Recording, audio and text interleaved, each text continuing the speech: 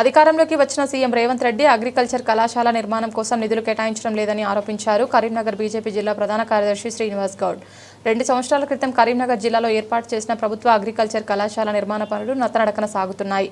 గత బీఆర్ఎస్ ప్రభుత్వంలో శంకుస్థాపన చేయగా ఎన్నికల ప్రచారంలో పూర్తి చేస్తామంటూ ప్రగల్భాలు పలికిన కాంగ్రెస్ నాయకులు ప్రస్తుతం పట్టించుకోవడం లేదంటూ బీజేపీ ఆధ్వర్యంలో నిరసన చేపట్టారు.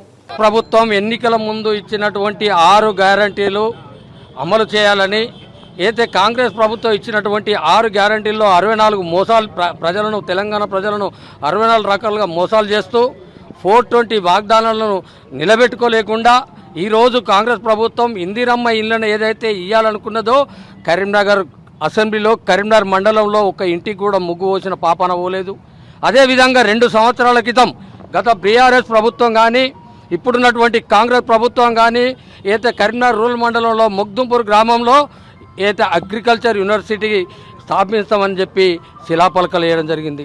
గతంలో ఉన్నటువంటి మంత్రి వచ్చి, బీఆర్ఎస్లో ఉన్నటువంటి మంత్రి వచ్చి శిలాఫలక వేసి, తర్వాత కాంగ్రెస్ ప్రభుత్వంలో ఉన్నటువంటి మంత్రి వచ్చి శిలాఫలకాలు వేసారు తప్ప తట్టెడు మట్టి తీసిన పాపాన పోలేదు. ఆ రోజు ₹1 కోటి పరగొడబెట్టి 3 కోట్లు కాంగ్రెస్ ధరను 30 కోట్ల అవసరం ఉన్న బడ్జెట్ను 3 కోట్లకు అడ్జేస్తే కాంట్రాక్టర్ దెబ్బ పారిపోయాడు. ఈ 3 కోట్లతో కాదనేదని.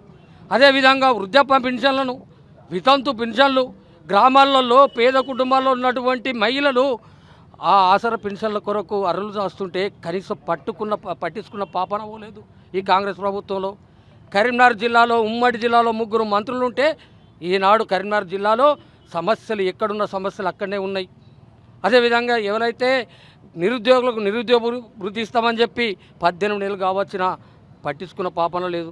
మేము అందుకొరకే చెప్తున్నాం, భారతీయ జనతా పార్టీ తరఫున ఏదైతే మీరు 6 గ్యారంటీలు ఇచ్చి 420 హామీలు ఇచ్చి 64 మోసాలు చేస్తున్నారో అవి చేయకుండా ప్రజలకు ఇచ్చిన వాగ్దానాలను ప్రజలకు నెరవేర్చాలని, అదేవిధంగా గ్రామాల్లో జరుగుతున్న పనుల పండుగ అని చెప్పేసి కేంద్ర ప్రభుత్వం ఇస్తున్నటువంటి నిధులతోటే ఈరోజు పరిశుభ్రత, పచ్చదనం అనేది కేంద్ర ప్రభుత్వం ఎన్ఆర్ఈజీఎస్ నిధులతోటే అక్కడున్న పనులు జరుగుతున్నాయి.